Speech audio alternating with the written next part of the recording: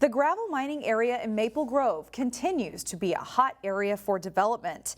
And now there's a new phase of development taking shape for the gravel mining area. This week, the Maple Grove Planning Commission recommended approval of the next phase for the Arbor Lakes Business Park. The project includes two 200,000 square foot buildings that would go up on the southeast corner of Elm Creek Boulevard and Zachary Lane. They would be very similar to the two existing buildings directly to the east. The developer said the two proposed buildings are almost fully leased out, bringing as many as 6 companies and 340 jobs to the Maple Grove area. Meanwhile, the first housing development for the Northwest 610 area in Maple Grove is now in the works. The Planning Commission also recommended approval of the Evanswood development, which would have 358 single-family homes ranging between $450,000 and $600,000, plus 150 townhomes. City staff say this development will likely be the first of many projects in this area and will likely trigger the Osseo School District to begin the process of constructing a new elementary school. Both of these development items go to the City Council next week. Texts, emails, and phone calls went out Wednesday to Minnesota seniors who pre-registered for the COVID-19 vaccine. The Earl Brown Heritage Center in Brooklyn Center is one of 9 sites providing shots to people 65 and older. So far, more than 200,000 Minnesotans have pre-registered for the vaccine. The problem is, though, there's not enough vaccine to go around. During a press briefing this week, officials tell CCX News that the state has only about 11,000 doses of Pfizer vaccine for the 9 sites across the state. But there is some good news. We learned that Minnesota is expected to receive nearly 11,000 additional doses each week for at least the next 3 weeks after a recent request to the federal government from Governor Walz and other Midwestern governors.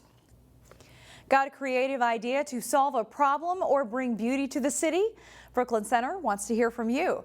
Blaine Cleveland joins us to explain how the city is offering a financial incentive for creative solutions. Shannon, staff members from Brooklyn Center wanted to figure out a way to help people deal with COVID and the effects of COVID. So what they came up with was a new grant called the Neighborhood Innovation Grant. It'd be good for folks to just apply for with any idea that they have, maybe things that the city hasn't done or done but didn't do well. And so we just encourage any application, any ideas to be submitted to the city. Brooklyn Center set aside $20,000 to fund creative projects for neighborhood improvement and beyond. A committee will award grants of up to $750 to Brooklyn Center residents or business owners who want to apply for projects dealing with things such as emotional health and well-being, community education, beautification, crime prevention, and cleanup. It's very exciting. There's a lot of ideas that the city hasn't thought of that people are submitting applications for. So just reading through the applications, it's really exciting to see. The deadline for this round is January 30th, but the city will have 3 more rounds of funding available later this year. So if you missed out on this round, be on the lookout for other opportunities in the near future. In Brooklyn Center, Blaine Cleveland, CCX News. A gym in Brooklyn Center is finding ways to stay connected to its older members during a time when staying active has become increasingly difficult. Reporter Pafua Yang has the story. 3 times a week, Kathy Wynn hits the gym, 30 seconds on each machine for 30 minutes. I like keeping active, keeping my body active, and this is the friendship. It's like having coffee with friends. And if it weren't for the pandemic, the gym fanatic would be here every day. COVID restrictions limited the club to only 7 members at once. Before the pandemic, I had about 100 to 120 coming regularly that I got paid for, and that was good, that was sustainable. During the middle time between the 2 shutdowns and now, I've got more like 40 or 50. That's not sustainable. Most members at Curves in Brooklyn Center are retired with an average age of 65. Jill Dalton worried about having to close business for good. Grants, thank you. If it wasn't for the grants, we would have to close. But state and federal grants help the gym survive. Jill was looking for ways that she could still keep the employees paid because of a PPP loan And so we suggested doing weekly calls. Every moment staff aren't circuit coaching or disinfecting machines, they'd make calls to members. Hi, Jolie. This is Jill at the club. They're the only ones at home and they have nobody else. So yeah, just to hear a friendly voice did a lot for them. It was just so good to know they're still thinking about you, and just felt the connections felt great. And that's what it's about, connection, community, and family. It's like a family, and you miss it if you're not here. In Brooklyn Center, Pafu Yang, CCX News.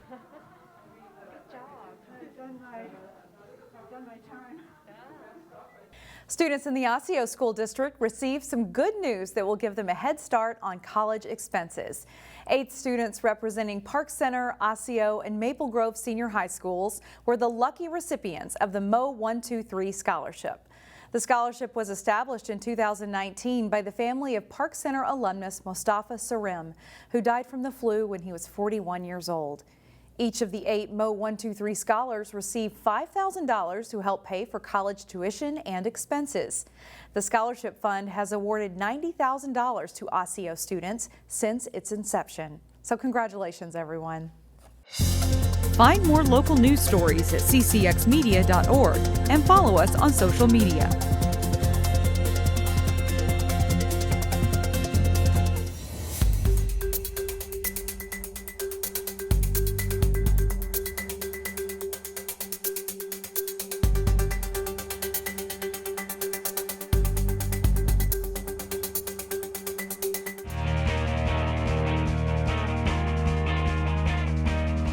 I'm John Jacobson with sports. The Hopkins girls basketball team survived a scare Tuesday night in the team's closest game in nearly 2 years. Top-ranked Hopkins at home to face number 7 Minnetonka in Lake Conference girls basketball.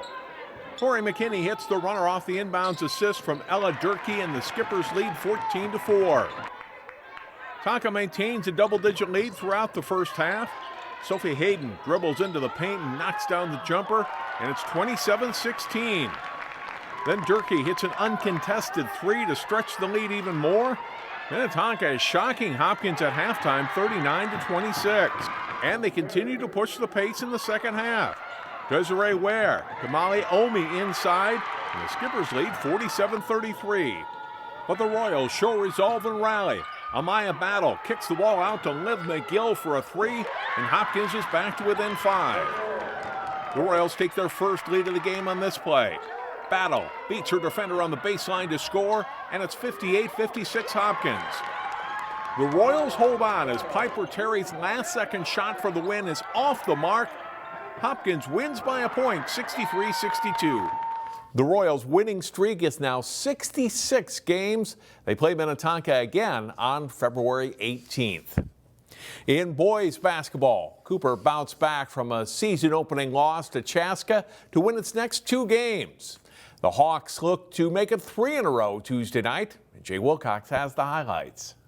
The Cooper Hawks on their home court to face former Gopher Damian Johnson, the new coach at Benilde St. Margaret's. Benilde works the give and go as Maddox Alapade gets the return pass from Theo Poland for the layup. He pours in 13 in the first half for the Red Knights. Davion Evans drives and hangs in the air to score, plus the foul. He provides much of the offense for Cooper with 14 in the half. Daniel Ejadambola catches the pass and glides in for a reverse layup. He nets 19 total for the night. Benilde leads it by 3 at the half. The second half is a different story. Broderick Powell Jr. deflects the pass and gets the return feed from Evans for the layup. Cooper leads 37-34. Anthony Clay Trocek drives baseline and hits the floater. He scores 11 in the game, and the Hawks lead it by 11. Evans drives and sets up Jeffrey Cooper for 2. The Hawks dominate the second half to pull away for a 74-57 win over Benilde to improve to 3-1 this season. Jay Wilcox, CCX Sports. Thanks, Jay. Armstrong's boys basketball team is off to a good start this season and picked up a conference win earlier this week. Armstrong boys basketball at home Monday night to play Blaine in Northwest Suburban Conference action. James Garner pokes the ball free, and it leads to a Peyton Newburn dunk. The Falcons lead by 2 early. Off a missed Armstrong shot, Blaine Samuel Olsen outlets a pass to Aaron Call. He goes in for a layup. Call leads the Bengals in scoring with 17 points. Coach John Bryant's team, though, closes the first half with a 14-1 scoring run. Owen Scram hits for 3. And then watch the athletic play by Deshaun Larkins, twisting in for the reverse layup and drawing a foul. Larkins scored 15 points in the game to lead Armstrong. Falcons are up 46-29 at halftime. Second half, and good defense by the Falcons leads to a Blaine turnover. Garner takes it the other way for an uncontested layup. He's one of 4 Falcons to score in double figures. Dylan Iniger is open in the corner, and the senior hits back-to-back three-pointers on his way to a 13-point game. The Falcons go ahead by 20. Armstrong goes on to win 85-51.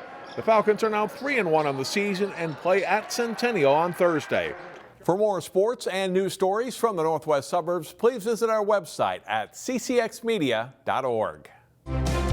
Find more prep sports games and highlights at ccxmedia.org and follow us on social media.